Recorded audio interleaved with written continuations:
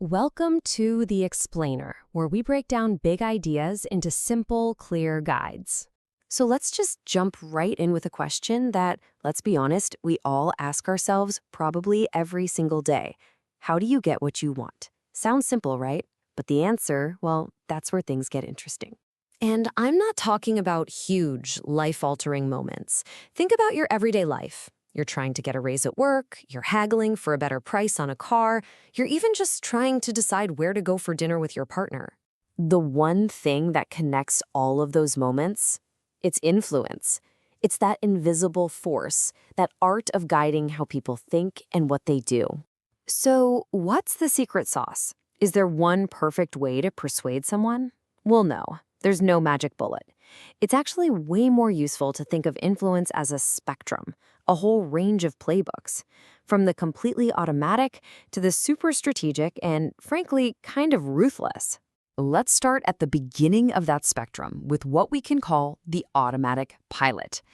This idea comes from the amazing work of psychologist Robert Cialdini, who basically uncovered these hidden rules that make us say yes without even thinking about it. Cialdini tells this incredible story about a mother turkey. Her motherly instinct, her whole protective drive, is basically switched on by one single sound, the cheep cheep of her chicks. So scientists bring in a stuffed polecat, which is a turkey's mortal enemy, and she goes nuts, attacks it, just loses her mind.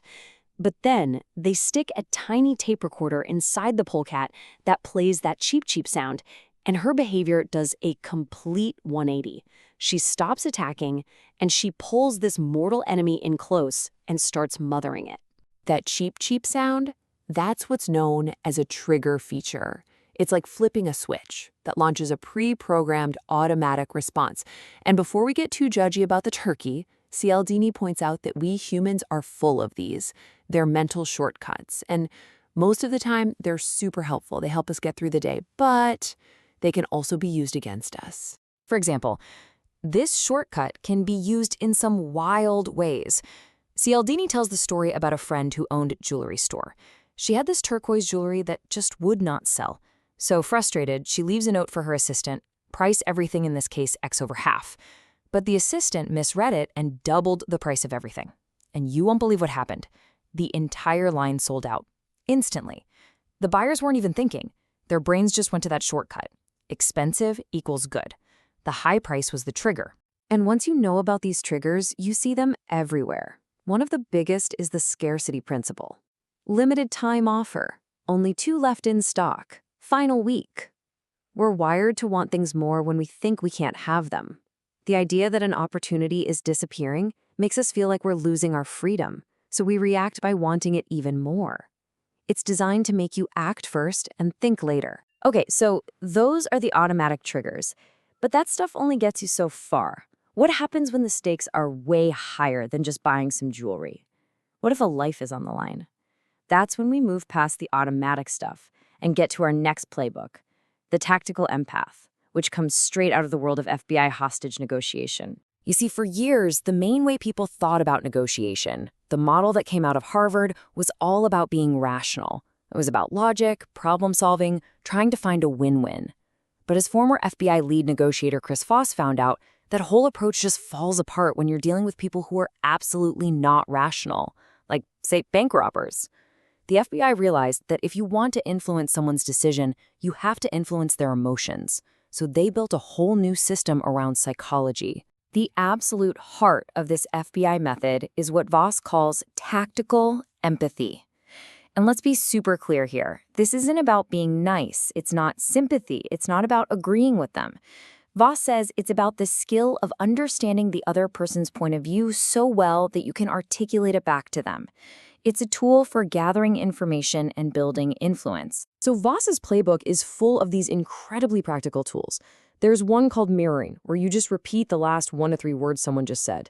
It sounds ridiculously simple, but it makes the other person feel heard and encourages them to just keep talking. Or labeling, where you literally call out their emotion. You say something like, "It seems like you're really frustrated about this." It validates what they're feeling and just de-escalates everything. All these tools are designed to make the other person feel so completely understood that they drop their guard and start to open up. So we've gone from unconscious triggers to conscious empathy. But what if empathy itself is just another weapon in the arsenal? That takes us to the far end of the spectrum, the most cynical view, the power player. This worldview, which comes from author Robert Greene, says that every single human interaction is just a cold, calculated game for power. Greene's book, The 48 Laws of Power, is basically a strategic manual for a world seen as a constant battlefield. You've got laws like conceal your intentions, crush your enemy totally, and work on the hearts and minds of others. In this universe, you don't try to understand emotions, you exploit them. You don't show weakness, you find it in your opponent. And this way of thinking just turns everything we think we know on its head. Take Law 13: when you need help, never, ever appeal to someone's sense of mercy or gratitude. Greene says that just makes you look weak and pathetic. No, the power player finds a way to show the other person what they stand to gain by helping. You appeal only to their self-interest. It's a chillingly effective way to think. Greene takes this logic even further in his work on seduction, which he sees as the ultimate form of power.